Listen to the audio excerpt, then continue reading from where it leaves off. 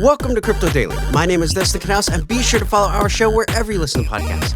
And please leave a review on Apple Podcasts.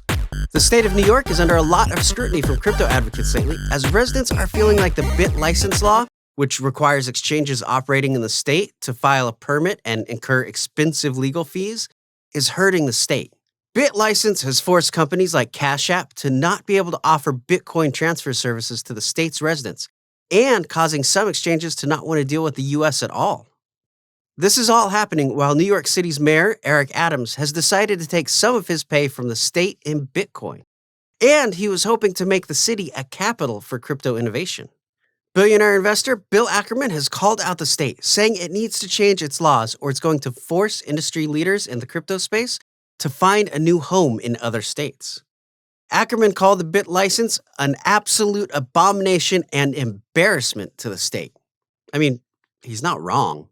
Ackman also tweeted out, "And how is New York City mayor going to spend his first few weeks of Bitcoin pay unless this gets fixed?"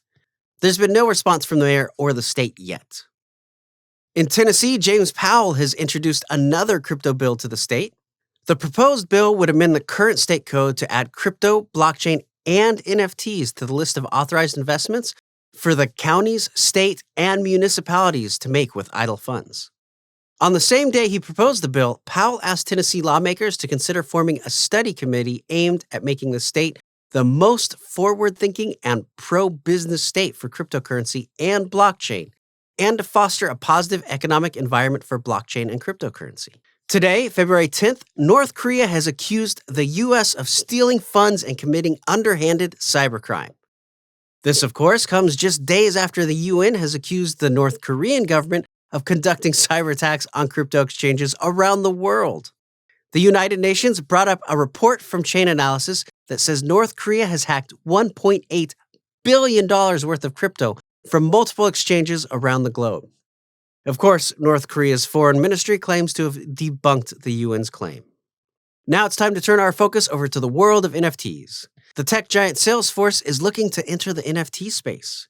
During a conference with employees, the co-CEOs said the company is looking to create cloud-based services for artists and creators to make NFTs and sell them on a Salesforce marketplace, competing with companies like OpenSea.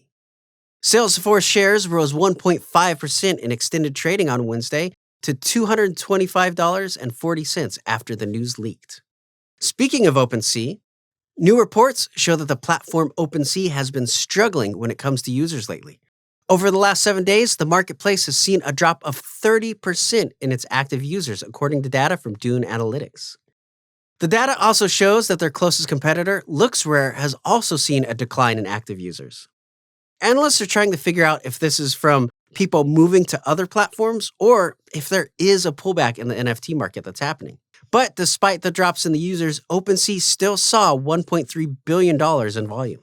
In other news, I wanted to share an update to everyone on an older story.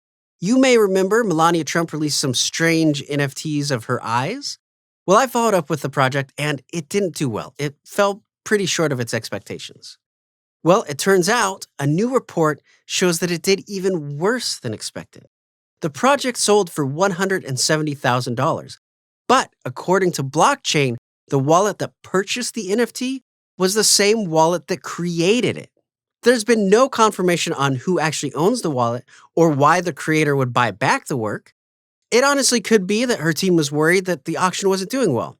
Or worse, it could be an NFT scam called wash trading, which is done to artificially inflate the price of something. Now, wash trading is highly illegal in other markets. Either way, it really doesn't look good for Melania or her charity that the proceeds were expected to go to. Please follow our show wherever you listen to podcasts and leave a review on Apple Podcasts. If you get your podcasts on YouTube, be sure to subscribe and leave a comment there. I'm Dustin Knaus, and thank you for joining me today.